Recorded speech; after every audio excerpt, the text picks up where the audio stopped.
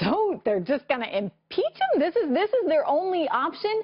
Did you hear that rhetoric from Democrats Keith Ellison and Jammu Green voicing their very strong opposition to President Trump ahead of this weekend's vote for the DNC chair? It's kind of like a race to see who can be more negative on the current administration.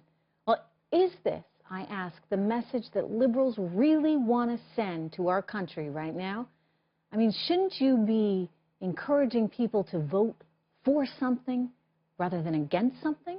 I mean, rather than fighting for unity and bipartisanship, you get Democratic leaders choosing to wage total war against our president. Joining me right now, former DNC Deputy Press Secretary Jose Aristimuno. Good to see you, Jose. Good to see you. You know, look, I'm an economics reporter. I look at all this from a policy perspective, but when I start to look at it from a political perspective, I question, Jose, why on earth they're going down this path where their only option seems to be impeachment.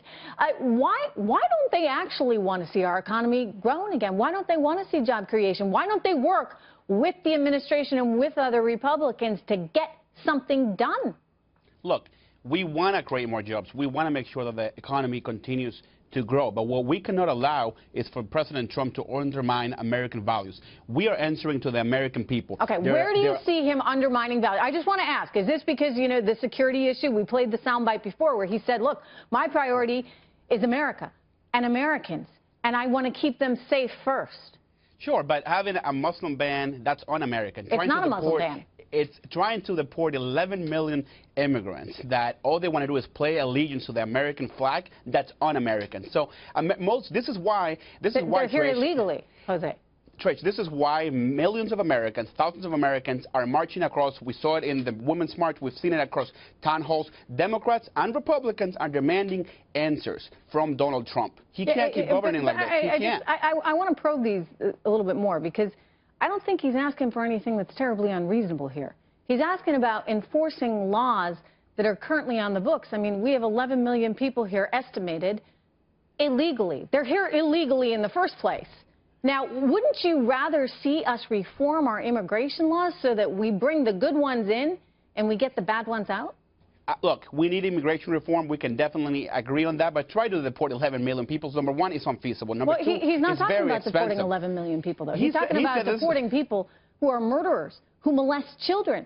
I mean, it seems to me that we should all want those people deported. This is the same Donald Trump that on the first day while he was campaigning, he said that Mexican Americans were rapists, you know, they were breaking the law. So the guy, you know, he says one thing one day and he says something else the other day. He's been pretty consistent on this, Jose. He said he wants to get rid of the criminals. That's the priority. If you've committed a crime and you are here illegally, he wants you out. I don't understand why you would have do you have a problem with that? Look, look, we need to reform our immigration system. It's clearly broken. We can definitely agree on that. But the way that he's all right, so why not work with him? Why do you say you want to impeach him? Because he's approaching this whole thing the wrong way. I'm happy to work with Republicans, but he's the leader of the free country. He needs to actually get things done that work. The Muslim ban, that's the wrong approach. Trying to deport 11 million people is the wrong approach. All right, again, it's not going to work. It's not a Muslim ban. It's a ban on 7 countries that don't have their acts together, that we have no idea who's in and out of those countries, and those are countries that are known to harbor terrorists. Jose, he's not asking for the moon here.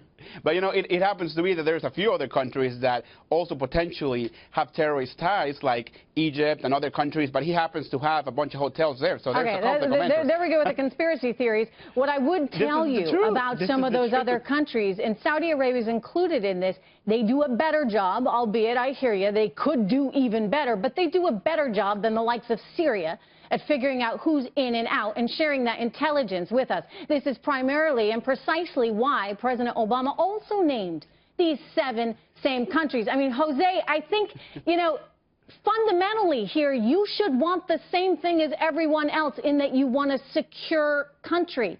That's what he's working towards. We all want that, but he's doing it the wrong approach, which is why most Americans disagree with him on trying to deport millions of Americans or undocumented immigrants. He disagrees. The majority of Americans disagree with him with the Muslim ban. Well, that's the name of it. I would only advise you, again, I'm no politician, but you're better to work with him and try and get what you want accomplished as opposed to all this impeachment talk. I'm going to leave it there. Jose, good to see you. Thank you for joining us.